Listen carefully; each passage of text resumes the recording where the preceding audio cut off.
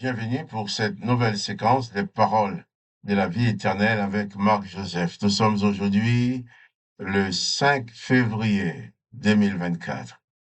5 février 2024, et je vais encore te redire que c'est un jour de grâce à vivre avec Jésus-Christ. Un jour de grâce et de bénédiction, un jour de victoire, parce que Jésus-Christ a dit, je suis avec toi tous les jours jusqu'à la fin du monde. Et ça, personne ne peut l'empêcher parce que Jésus-Christ a décidé d'être avec toi. Maintenant, toi, es-tu conscient de cela? Es-tu conscient que Jésus-Christ est avec toi?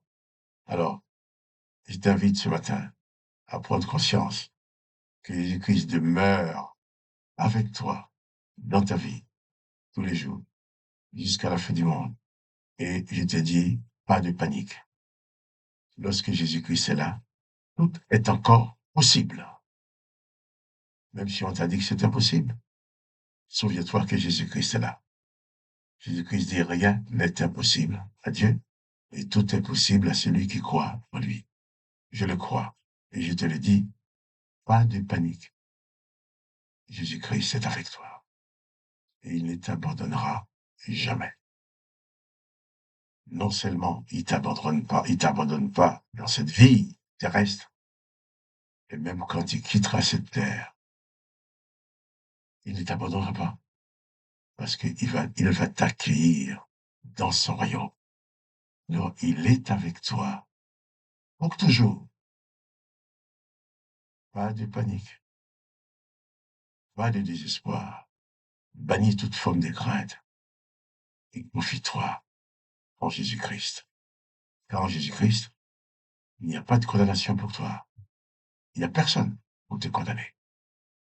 Car Jésus-Christ est ton sauveur, ton libérateur.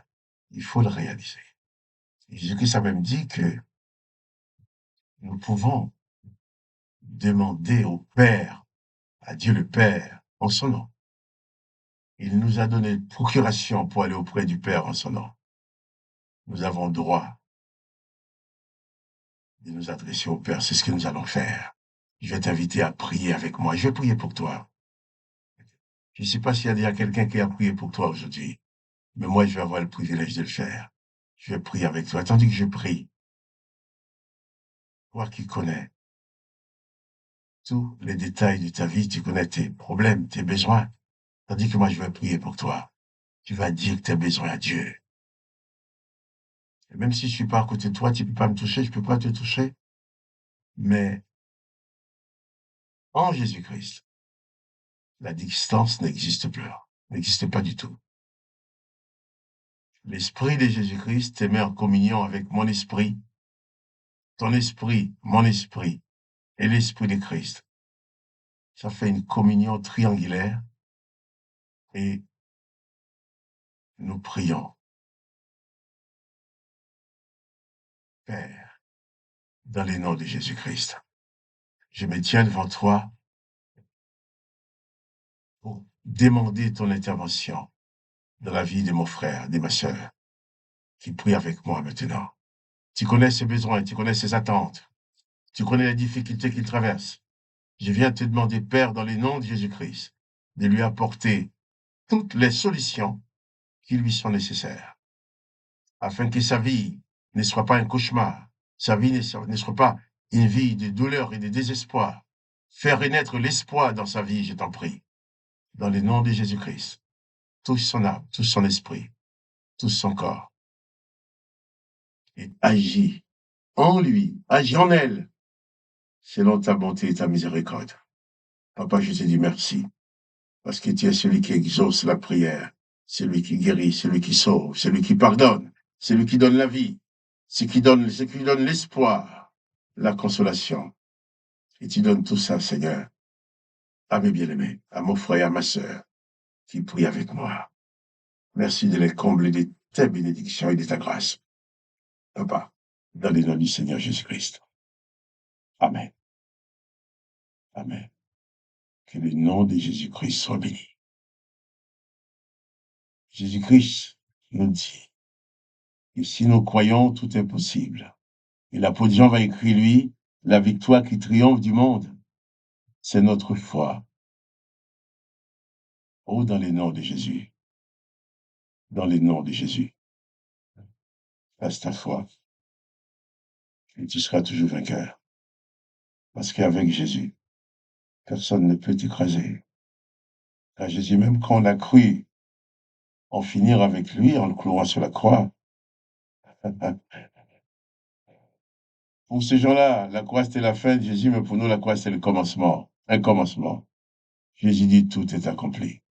Et jusqu'à aujourd'hui, nous vivons avec toute cette bénédiction et cette grâce que Jésus a dispensée au moment de sa mort sur la croix. Je vais continuer à lire, toujours dans l'évangile de Jean, chapitre 6. Il y a tellement de choses importantes à apprendre dans ces paroles de Jésus-Christ. Mais avant de lire, je te dire seulement, si tu veux collaborer avec moi pour la diffusion de cette vidéo, partage-la avec tes amis, tes connaissances, et cliquez aussi sur j'aime pour qu'elle puisse être proposée à d'autres personnes. Ainsi, tu vas être avec moi un instrument de Jésus-Christ pour propager les paroles de la vie éternelle. Lisons dans l'évangile de Jean, chapitre 6, verset 43. Jésus leur répondit à ceux qui disaient, mais comment il dit qu'il est descendu du ciel? C'est le fils de Joseph et de Marie que nous connaissons. Jésus leur répondit, ne murmurez pas entre vous. Nul ne peut venir à moi si le Père qui m'a envoyé ne l'attire, et je le ressusciterai au dernier jour.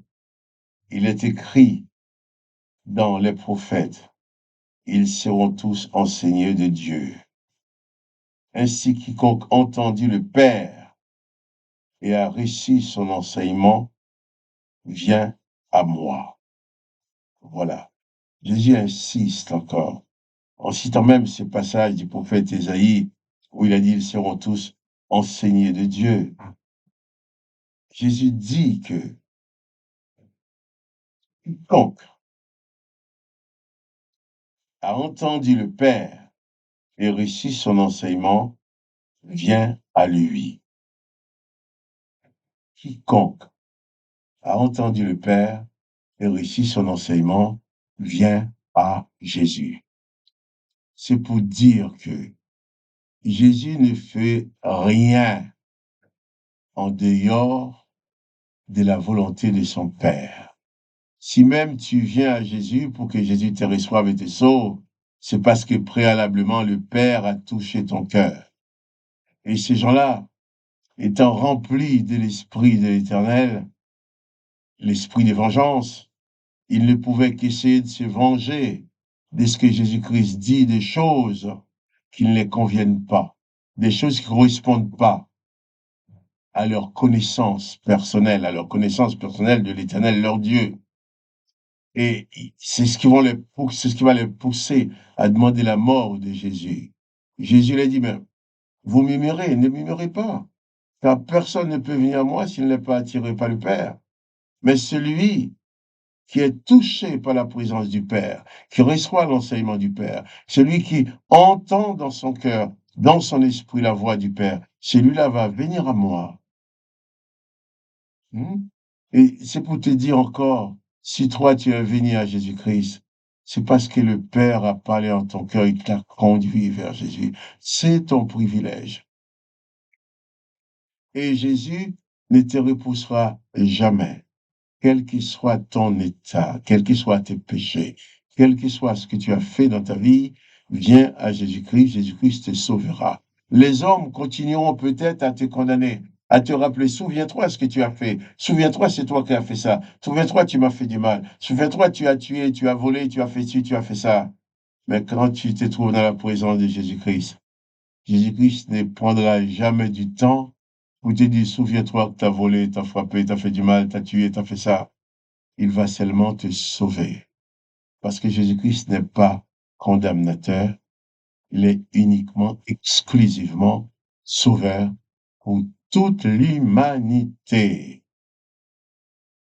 Il a envoyé, le Père a envoyé son Fils dans le monde afin que quiconque croit en lui ne périsse point, et qu'il ait la vie éternelle.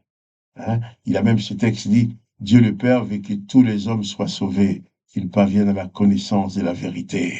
Nous avons besoin de connaître cette vérité, de savoir que Jésus-Christ est le seul sauveur.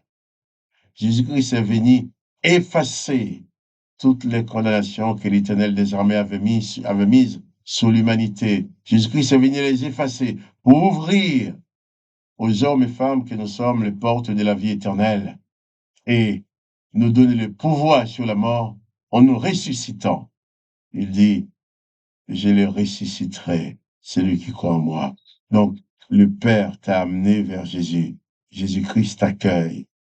N'aie donc pas peur, pas de panique, pas de déprime, pas de dépression, pas de découragement. Jésus-Christ est avec toi. Chaque jour est pour toi un jour de grâce et de victoire, un jour de bénédiction. Aujourd'hui, quelles que soient les circonstances de ta vie, réalise que Jésus-Christ est avec toi. Lève la tête, élève ton âme vers Jésus et sois fort dans la foi, car la victoire qui triomphe du monde, c'est ta foi. Oui. Si tu entends cette parole aujourd'hui, c'est que le Père veut t'attirer à Jésus-Christ. C'est que le Père veut te conduire vers Jésus-Christ. Alors, élève ton âme, reçois dans ta vie la présence de Jésus-Christ. Reçois Jésus-Christ comme maître à penser. Oui, quand Jésus-Christ est dans ta vie, c'est lui qui dirige ta pensée. C'est lui qui te dirige dans toutes les circonstances. Il dirige tes pas afin que tu ne pêches plus.